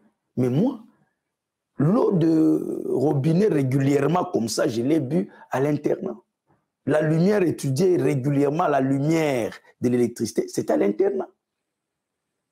Mon école primaire, je crois que je suis allé à l'école pieds nus, pas avec les chaussures, mais pieds nus. Je vous ai raconté comment avec maman Annie, la main d'Achaon, comment je suis allé avec les chaussures où les orteils étaient dehors. Mais quand j'ai saisi le message petit que j'étais, j'ai vu l'importance du message. Je dis, Seigneur, j'aimerais aller dans le monde entier, propager ce message. C'est pourquoi vous allez trouver dans mon bureau, comme dit aux gens, il y a le slogan que Negro m'avait fait, j'ai mis partout pour comme ça, quand j'entre, c'est la première chose que je vois. Quand je sors, c'est la dernière chose que je vois. Ainsi de suite. Bénir l'épouse de Christ dans le monde entier avec la révélation de qui suis-je. To bless the bride of Christ worldwide with the revelation of who I am. J'y croyais. Avant même que j'ai cette révélation-là, j'y croyais qu'il fallait. C'est pourquoi, quand j'ai trouvé un mani, je lui ai dit, est-ce que tu sais que tu vas épouser un missionnaire? Je n'avais même pas 100 francs. Même pas 100 francs, même pas 10 francs. Mais tu es en train de dire à la fille d'autrui que non, tu épouses un missionnaire, il va aller dans le monde entier, tu vas rester seul à la maison. Comme un aventurier en train de parler. Mais c'est quelque chose que je croyais. J'ai mis seulement mon ambition dans le royaume. Et aujourd'hui, c'est de l'histoire. Vous savez que c'est de l'histoire. À 24 ans, j'ai fait le monde. Tout, c'est de l'histoire. Et si Dieu, j'ai été au Ghana, si Dieu l'a fait avec moi de cette pauvreté-là, et ce que je suis, ce n'est pas parce que non, je suis à l'université, j'ai fait des diplômes, j'ai fait des ceci. Non. Si les gens disent que Frère Jo, c'est homme d'affaires, je dis j'accepte. Pourquoi? Parce que Jésus dit que je suis aux affaires du Père. C'est les affaires que nous faisons. Dieu ne fait pas autre chose que les affaires, c'est du business. Jésus dit, I must be about my father's business. Jésus dit, vous n'attaquez pas Jésus, il a dit business. Vous voyez, c'est business. Dieu, c'est un homme d'affaires. Pour un m'a prêché l'investissement. Une âme, regardez comment il dit, comment ça va compter des milliers. Il dit, une âme comptabilise et plus que 10 millions de mondes.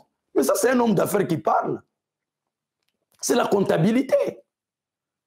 La valeur, quand on parle de la valeur boursière, qu'est-ce qu'il y a dans la valeur? L'or a maintenant de la valeur, l'argent de la valeur, et le dollar maintenant a plus de valeur que les héros. C'est la valeur. C'est les langages des businessmen. Nous sommes dans du business, mais notre business, ce n'est pas le business ici. C'est le business céleste des âmes. Il n'y a pas un business qui dépasse. Si tu veux être riche, entre dans ce business-là. Regarde même les gens de ce monde. Les pasteurs s'enrichissent dans les églises parce que c'est le business de l'âme, même s'ils le font très mal. Le livre le plus vendu, c'est quoi? C'est la Bible, c'est le business des âmes. Tout ce qui touche l'âme, frère, ça fait prospérer. C'est pourquoi vous voyez Israël a prospéré, première puissance du monde. Et c'est parti là-bas, c'est en Grèce. La Grèce c'est parti en Rome. Rome est devenue la première puissance du monde. C'est parti en France. La France a dominé le monde. C'est parti en Angleterre. L'Angleterre a dirigé jusqu'aujourd'hui le monde entier. Les États-Unis, ils sont là. Pourquoi? Tout ce qui va en rapport avec l'âme, même si les gens s'y prennent mal, Dieu bénit parce que ça concerne, c'est du vrai business. J'ai dit oui, j'ai fait du business. Fâchez-vous comme vous voulez. J'ai fait quel business? Des assurances éternelles, comme William Branham. Et nous importons les âmes de l'enfer. Nous les exportons. Nous faisons de l'import-export. Importer de l'enfer et exporter au ciel. C'est du business. Jésus dit, my father's business. Et frère Branham parle du salut. Même dans cette prédication, vous pouvez écouter ça. Il dit, Dieu ne dirige pas, ne gère pas ses affaires de cette manière. God doesn't run his business this way, that way. God runs his business perfect. His business is perfect. Donc, il n'y a pas de business, c'est les affaires. Mais sauf que ce n'est pas les affaires. Les affaires du monde ici, c'est une copie. C'est pourquoi les gens ne veulent pas s'investir dans les royaumes. ne veulent pas investir dans le salut des âmes parce qu'ils ne voient pas un intérêt. Il y a plus d'intérêt et c'est un intérêt éternel. Sauvons les âmes. Je vous interpelle à cette année de mon passage de 56 ans à 57 ans. Sauvons les âmes. Arrêtons tout ce qu'on faisait. Mettons l'accent sur les âmes. Je ne dis pas arrêter, c'est que ne faites plus rien, non. Changez de motivation, changez de motifs, changez d'objectifs, changez de priorités. Dites que ce que nous faisons devient secondaire, sera utilisé pour que nous puissions entrer dans ces business des âmes. Dès que tu dis à Dieu, moi je vais entrer dans ces business, frère Branham dit, même ta santé va briller, ta santé va être naine. Je vous ai dit ça. Avant d'aller au Ghana, je me posais même la question, comment je vais faire? Est-ce que je serai même prêché? Je ne me sentais pas bien et tout ça. Mais dès que tu arrives, que Dieu vous bénisse, oh là là, l'onction qui est descendue, l'énergie, la force. Pourquoi? Parce que tu es aux affaires du Père. Tout le ciel doit descendre là-bas parce qu'ici, équipé pour la terre. Tous les anges sont là, les Michael, les Gabriel, équipés pour la terre. Donc parfois, nous avons des santé qui ne sont pas bonnes parce que nous sommes égoïstes, nous sommes distraits, nous sommes loin du royaume. Ok, prions. Il dit prions. Hein, nous le suivons et puis nous... Eh bien, prions maintenant. Écoutez. Écoutez la prière. Notre Père Céleste, nous venons en toute humilité. Que ce soit ta prière aussi. Pendant que je prie, ce soit aussi ta prière, tu répètes ça en toi. Répétez ça. C'est une prière vivante, cette prière-là. Notre Père Céleste, nous venons en toute humilité auprès de toi ce matin. Oh Dieu, je suis heureux d'être conscient, d'avoir été conscient depuis environ 25 ans que le bonheur ne consiste pas dans les biens de ce monde. Le bonheur consiste dans les choses éternelles. C'est ce qui nous rend heureux dans nos âmes. Et combien je te rends grâce ce matin, combien je te suis reconnaissant pour ton salut et ta grâce, qui m'ont permis, Seigneur, de voir près d'1 million d'âmes agenouillées à l'autel. Près d'1 million d'âmes.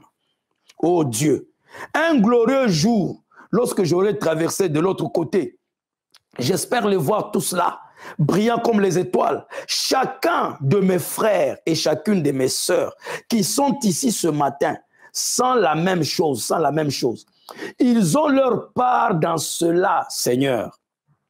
Par leur prière et leur supplication, en s'attachant à Dieu. Donc maintenant, utilisez même votre prière, vos supplications, votre argent, tous vos... Donc même la pensée, Seigneur, aide frère José à aller sauver les âmes. Donc mettez tout, utilisez tout ce que vous pouvez faire. En priant, en parlant aux autres, vous voyez les méthodes, hein? En priant, dans les supplications, en parlant aux autres, en s'attachant à Dieu, en vivant correctement. Je ne vis pas correctement parce que je vais vous montrer que moi, je ne commets pas d'adultère. Non, je ne commets pas d'adultère parce que je veux que cette vie attire une âme. Je ne mens pas parce que je sais que si je mens, je vais repousser une âme de Christ. Donc je ne vais pas mentir parce que je veux vraiment gagner par là. Je porte des longs cheveux parce que je veux attirer. Quand une fille va me demander, mais pourquoi toi tu gardes des longs cheveux comme ça? Et je vais lui parler et tout ça, je vais captiver son âme. Donc nous utilisons tout ce que nous avons, c'est pour d'abord l'âme. En priant, en parlant aux autres et en exaltant les choses de Dieu. Donc en glorifiant Dieu, en l'élevant, en exaltant les choses de Dieu. Tu es avec déjà là, tu vantes la parole, tu vantes ce que Dieu fait, tu vantes comment Dieu a béni là, tu vantes comment Dieu a donné des enfants aux autres. Tu exaltes, c'est pour attirer. Tout ça, tous les moyens sont bons quand ils sont conformes à la parole. Et nous espérons aujourd'hui, oh Dieu, que s'il y a quelqu'un ici présent qui n'est pas tout à fait à sa place, ou qui n'a pas encore accepté Christ comme il le devrait, que ce soit le jour où son unique éternelle décision sera prise pour te servir, accorde le Père. Puis chaque chrétien ici présent puisse leur cœur brûler au-dedans d'eux pour aller quelque part le long des haies et dans les chemins, faire entrer les âmes perdues. Peu importe combien cela est infime, même si c'est petit, vous allez et vous ne gagnez personne. Ne vous découragez pas. Ne pleurnichez pas, ne soyez pas froissés. Vous avez fait votre travail. Vous ne savez pas. Pierre peut vous parler. Je suis parti à Grenoble avec Gaulois. On a loué les hôtels, on a loué les salles d'hôtel. On prie entre nous-mêmes là. J'ai fait venir le pianiste de l'Angleterre, le jeune Eli. Il joue au piano. J'amène vieux Noël Bikindou et j'amène Willy. On a fait des tours, on a multiplié des tours, rien. Mais aujourd'hui, à Grenoble, il y a une église qui est en train de fleurir, de grandir. Ne vous découragez pas. Je suis venu ici à Limerick en 2012, 2011. Parler, essayer de distribuer les pamphlets, tout, rien. Aujourd'hui, l'église va commencer. Ne vous découragez pas. Quand tu seras un jour au ciel, le rideau est ouvert, on dit viens voir. Tu vois, oh non, mais c'est quand tu étais passé à tel endroit, tu te rappelles, tu avais donné des pamphlets. Hein? Mais c'était tombé dans la main de quelqu'un là-bas 10 jours après. Ah bon? Et tout ça, c'est compté à toi. Faites quelque chose. Si infime que ça soit, Branham dit.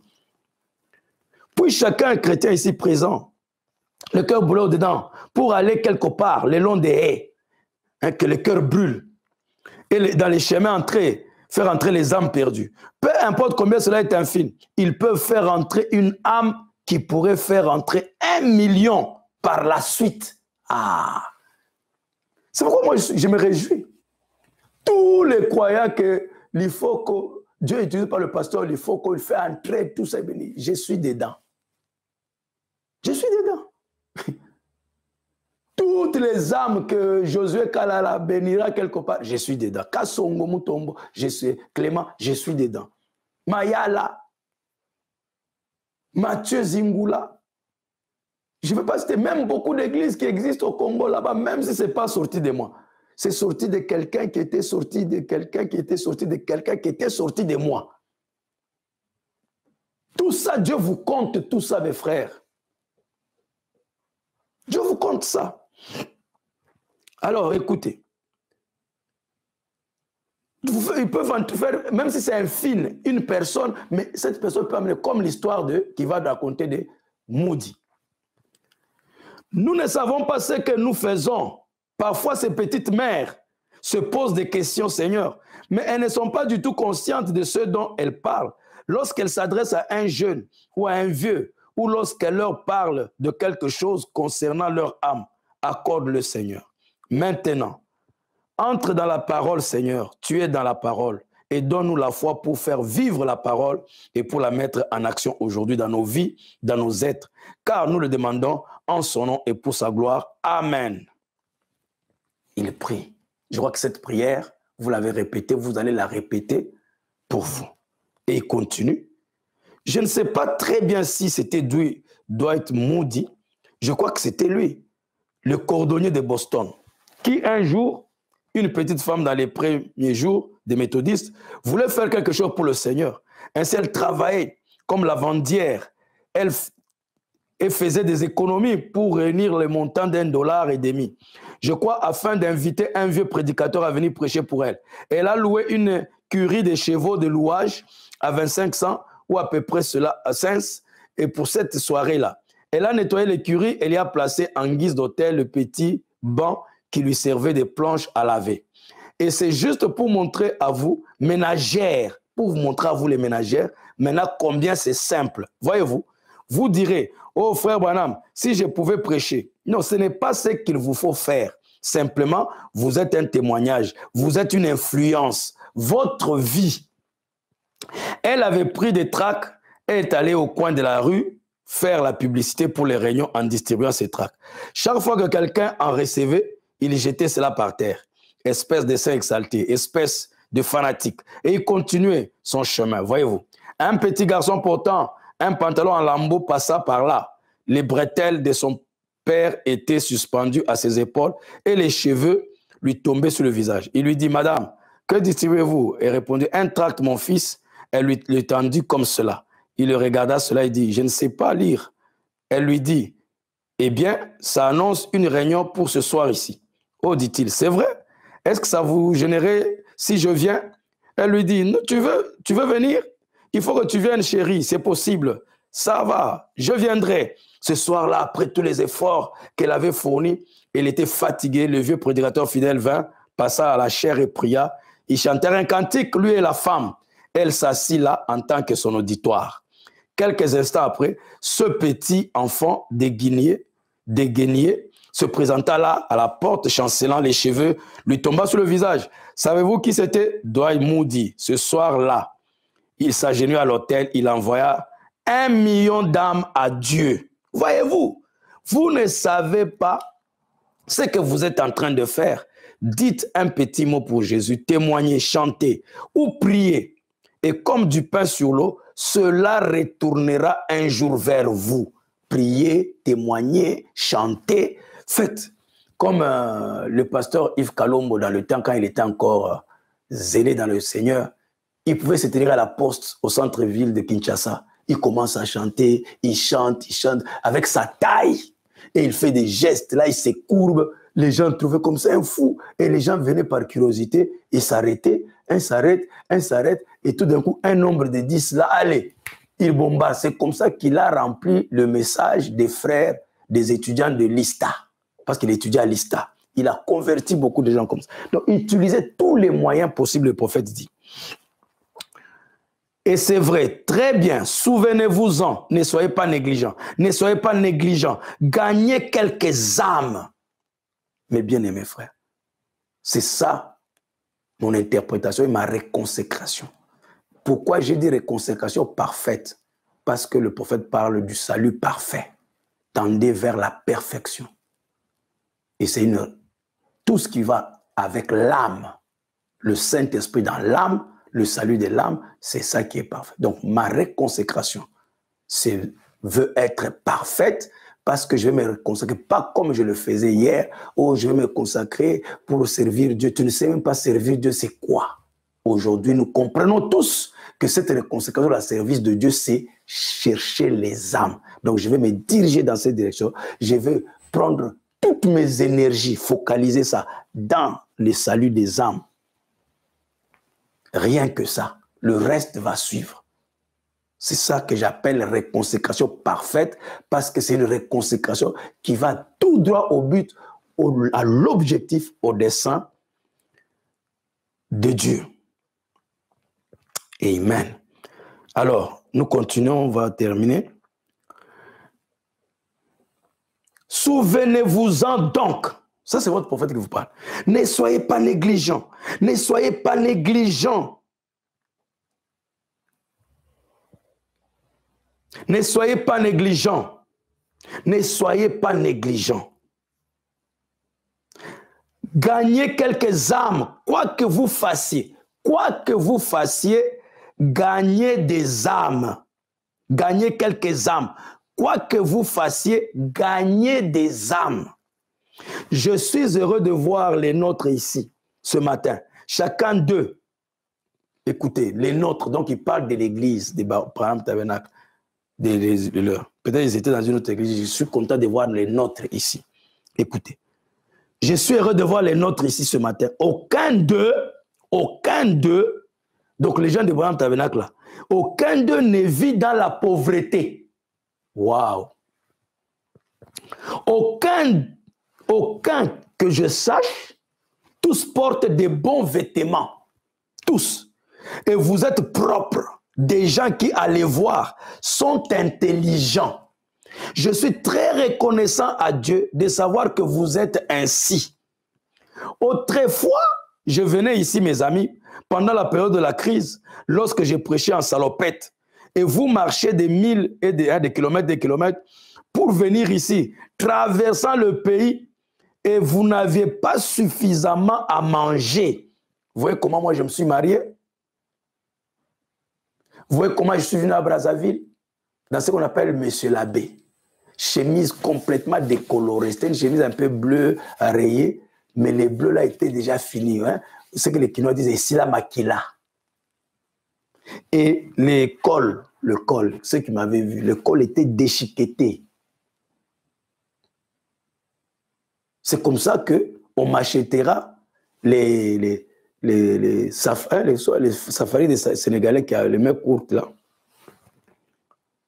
pour prêcher la première prédication. Mais quand j'ai prêché chez Paul Onandjeka, c'était avec un col déchiqueté, chemise et sila makila, dans les Messieurs l'abbé. Je me souviens, frère Antipas, pour se marier, il a emprunté une veste ou un costume, ou je ne sais pas comment on appelle ça. Armand, je me moque même de lui, dit, ah, cette photo-là, c'est comme si tu viens des petits séminaires. Regarde comment d'où nous venons. La pauvreté, quand j'ai visité les frères négros, ils connaissent à Mungali, là, avec rock dans des trucs là, les toilettes passées à côté, les histoires. Donc, nous venons de loin. Nous venons de loin d'une misère terrible. Mes frères Wanam dit, vous marchez à pied. Mais on était dans la joie de servir Dieu dans ce temps-là. Il dit, et vous marchez des kilomètres pour venir ici, traversant le pays, et vous n'avez pas suffisamment à manger. Je le sais, c'est vrai. Je me le rappelle. Dieu nous a bénis et nous lui sommes reconnaissants. Voyez, mais ce matin, voyez combien vous paraissez différents ce matin. Vous tous là, vous êtes bénis. La majorité d'entre vous, vous êtes bénis. J'en suis reconnaissant. Mais ne laissez jamais cela vous arrêter. Vous êtes bénis. C'est ce qui s'est passé. Dieu nous a bénis, frère. On a abandonné Dieu. Je me rappelle quand on est entré dans les Sunrider, dans les M-Way, les gens ne venaient plus à l'église le mercredi, parfois même dimanche. On commençait à tenir des réunions dimanche et les gens ne viennent pas à l'église. Et quand on a commencé à chercher l'argent, à avoir l'argent, l'église n'a pas eu plus de place. Dieu nous ramène aujourd'hui, frère. En commençant par moi-même. Dieu nous ramène. Revenons à l'essentiel, le salut des âmes. Souvenez-vous de cela. Hein? Mais ce matin, voyez combien vous paraissez différents ce matin, j'en suis reconnaissant. Mais ne laissez jamais cela vous arrêter. Souvenez-vous d'où cela est venu, du ciel. Donc ces bénédictions-là, ces changements que vous avez, vous les jeunes, les Shadrach, les Ki, les Neville, vous tous que Dieu est en train de bénir, vous avez des postes là, les Ronda, les Jen, les Ki, les Moshe, vous tous là, les frères Nego, n'oubliez pas d'où ces bénédictions viennent, du ciel. Du ciel. Et gagner une âme, cela durera à jamais là-bas. Et peut-être que la majorité parmi vous a probablement un petit compte bancaire quelque part. Oui. Je me rappelle à un moment donné quand on a commencé, même nous on n'avait pas de compte. Pour arriver en banque, on regardait tous autres à la banque Namosika. Et mais aujourd'hui tout le monde a un compte quelque part, Frobanam dit, un petit compte bancaire quelque part. Je suis heureux pour cela. Et puisse Dieu bénir cela très richement. Mais que cela ne vous empêche pas de gagner une âme. C'est vrai, mettez les âmes en premier.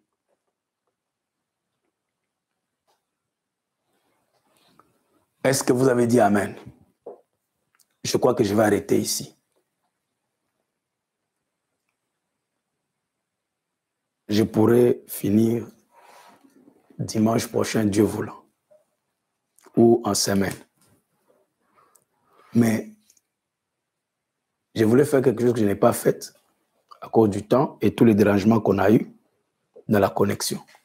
Mais c'est que Dieu voulait nous transmettre, frère. Je ne veux pas que vous preniez ceci à la légère.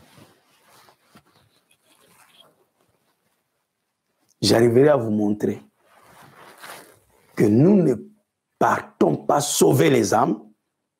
Vous savez pourquoi? Parce que nous faillissons dans l'amour.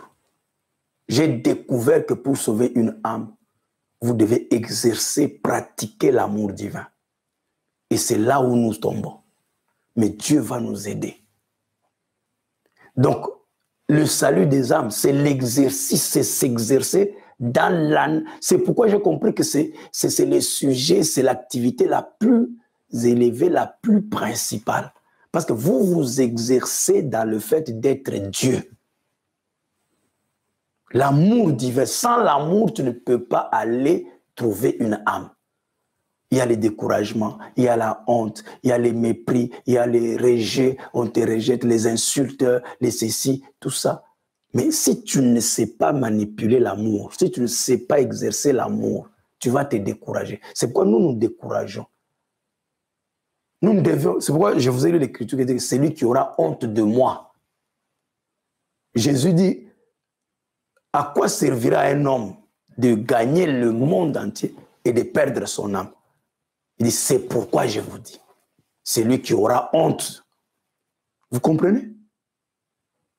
Directement, il parle de ça. Il parle de l'âme et puis il parle de la honte. Vous vous gênez.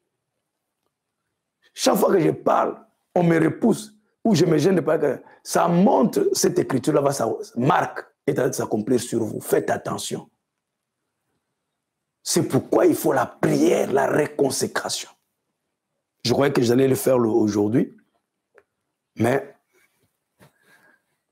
mettons ça pour dimanche prochain, Dieu voulant. Même si je ne serai pas là. Ah non, dimanche prochain, je crois. Ok, c'est pas grave. On trouvera un moyen. Parce que je voulais vraiment qu'on se reconsacre.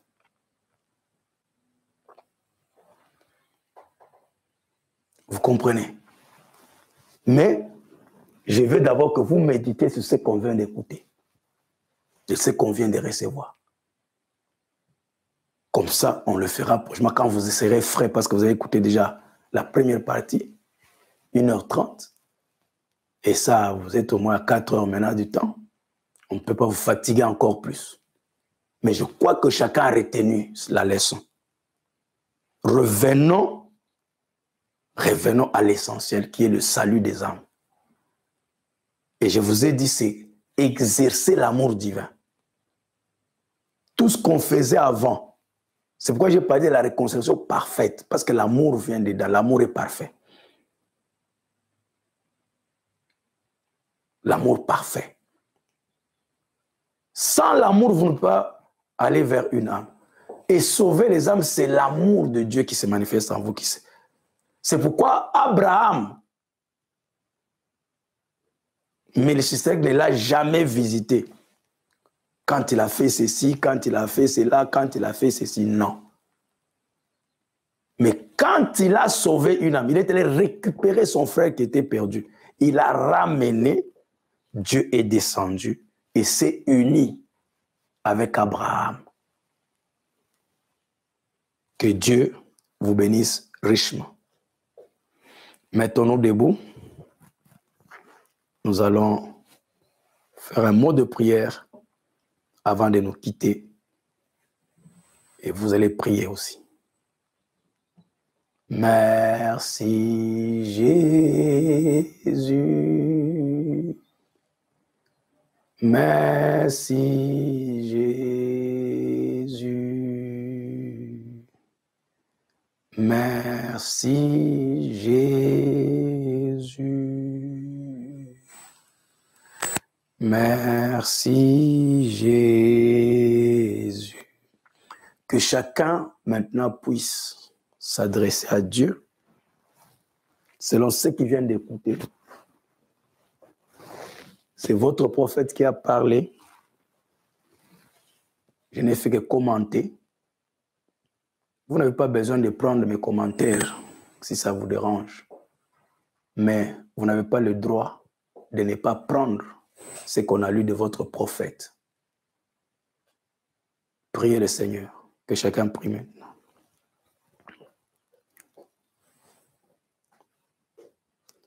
Seigneur Jésus-Christ, le puissant, créateur des cieux et de la terre.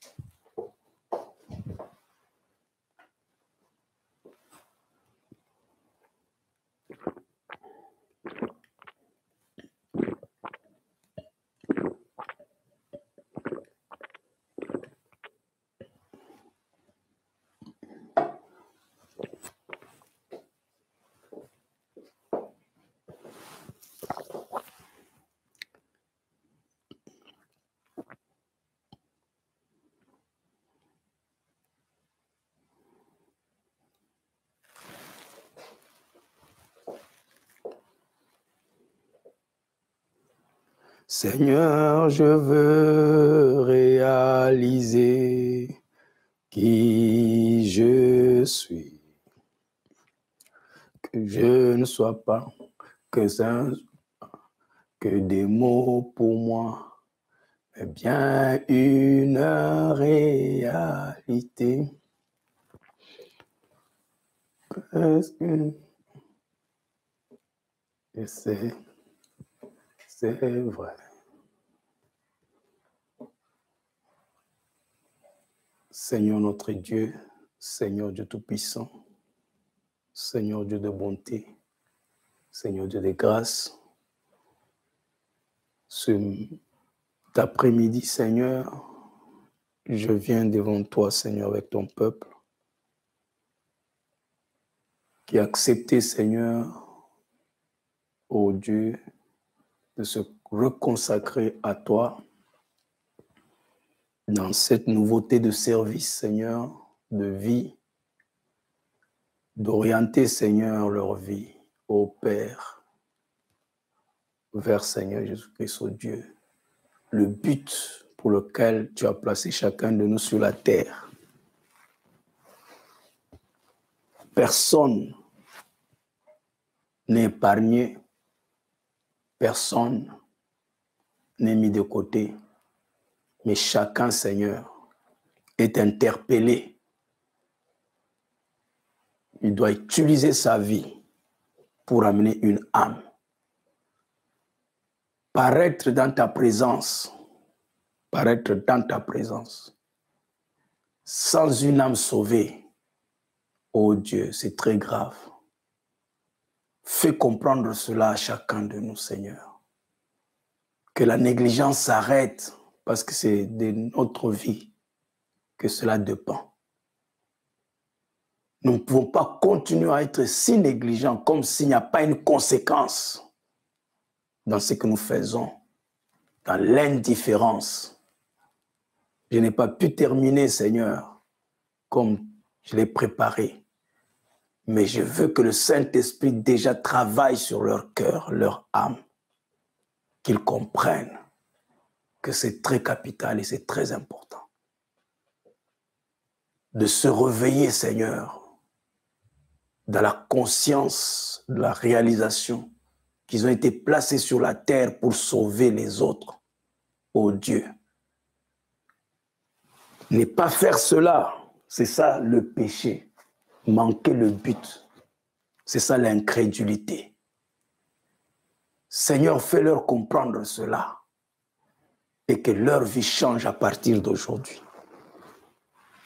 Merci, miséricordieux. Je les confie entre tes mains. Je les laisse entre tes bras. Je laisse le reste du service entre tes mains. Dans le nom de Jésus-Christ, notre Sauveur, notre Dieu, j'ai ainsi prié. Amen. Que Dieu vous bénisse richement. Nous sommes arrivés à la fin et je laisse le service dans les mains des conducteurs qui sont avec vous sur place pour qu'ils puissent congédier l'église. Je vous aime beaucoup, je vous apprécie. À la prochaine, si ce n'est pas dimanche prochain, parce que dimanche prochain, je serai en train de prêcher dans une église en Afrique du Sud. Je voulais aller consoler une église qui a perdu son pasteur, qui était un grand ami à moi, pasteur Makola. Donc, mais nous allons trouver un moyen pour vraiment nous consacrer, nous reconsacrer. Mais utilisez ceci, méditez là-dessus, réécoutez pour que vous puissiez vraiment vous conformer ou vous reconsacrer à Dieu. Je vous aime beaucoup, je vous apprécie. Shalom.